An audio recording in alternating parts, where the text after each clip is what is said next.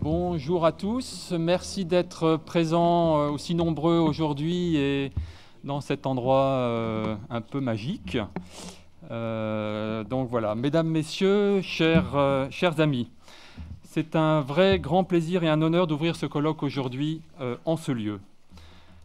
C'est un moment exceptionnel que nous allons vivre et je peux vous annoncer dès à présent que vous n'en serez pas déçus. Exceptionnel, car cela fait maintenant 28 ans que ProSilva France a été créé ici en Alsace, que nous travaillons tous ensemble à travers la France et au-delà des frontières à promouvoir des idées, à réfléchir, à former, à chercher, à démontrer. Exceptionnel, car aussi bizarre que cela puisse paraître, c'est le premier colloque que ProSilva France organise. Il y a eu certes le congrès de Besançon en juin 1993, mais c'était une initiative de ProSilva Europe. Exceptionnel par le lieu qui nous ouvre ses portes et nous accorde son hospitalité.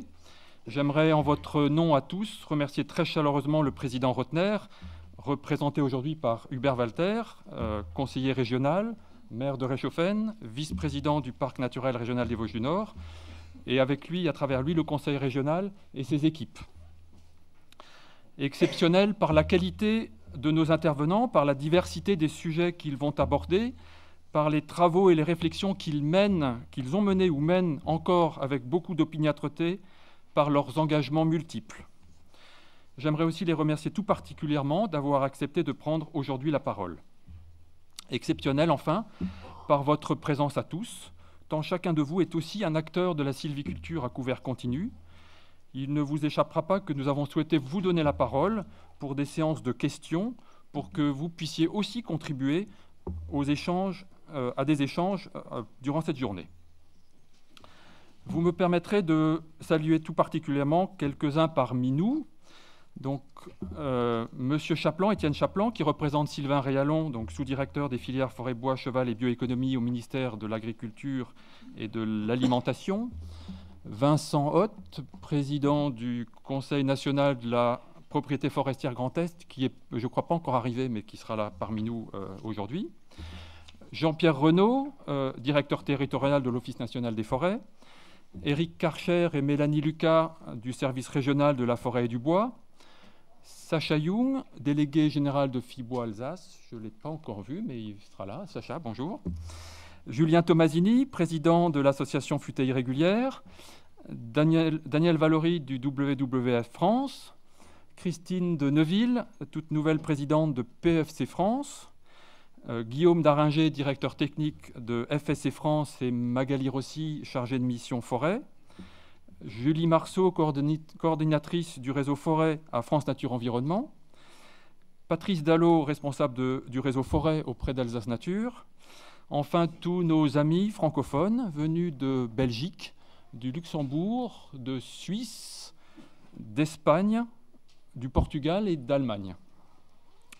Je dois vous présenter les excuses de Laurent Furst, député de Molsheim et coprésident du groupe d'études Forêt-Bois à l'Assemblée nationale, d'Antoine Damécourt, président de Forestiers Privés de France, et de Laurent de Berthier, son directeur, et Christian Dubreuil, directeur général de l'Office national des forêts, et Albert Maillet, son directeur, qui sont représentés par Thierry Sardin.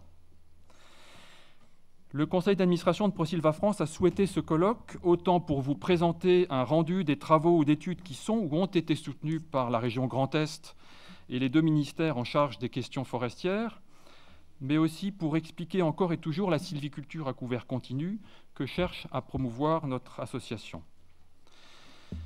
Je dis assez facilement que nous ne sommes pas détenteurs de la seule et unique vérité, que d'autres voies sont certainement possibles en matière de gestion forestière.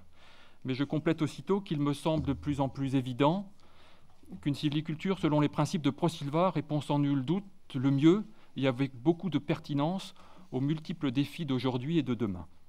Et quels sont-ils ? Nous voulons une forêt productive sur le long terme qui génère le résultat le plus élevé possible.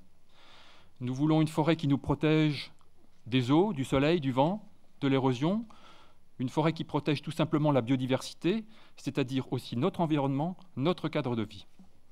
Nous voulons enfin une forêt qui nous accueille et dans laquelle on se sent bien. Alors j'entends bien le discours de certains scieurs ou de certains sylviculteurs, promoteurs de la monoculture, style champ de maïs, particulièrement avec des résineux dont l'objectif de production se limiterait à des bois de diamètre moyen, qui seuls permettraient de répondre aux attentes de la filière et des consommateurs, qui seuls permettraient la meilleure rentabilité.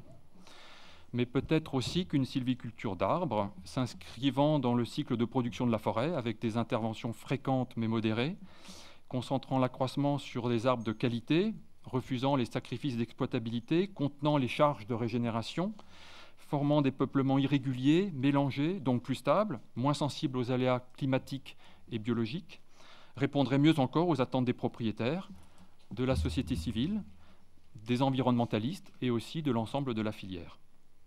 Au final, il me semble plus que jamais important d'adopter une approche globale, empreinte de bon sens, non seulement dans l'organisation de notre vie en société, mais aussi plus particulièrement dans le cadre de la gestion forestière. Enfin aussi, il me semble important de ne pas généraliser trop vite, de ne pas nous laisser enfermer dans le dogme ou des carcans, de bien apprécier toutes les diversités stationnelles, les spécificités locales, les possibilités de commercialisation. C'est dans cet esprit d'ouverture que nous avons souhaité cette journée, avec des interventions de pure technique forestière, mais aussi d'autres touchant des domaines que le sylviculteur d'aujourd'hui et de demain se doit de comprendre et de prendre en compte.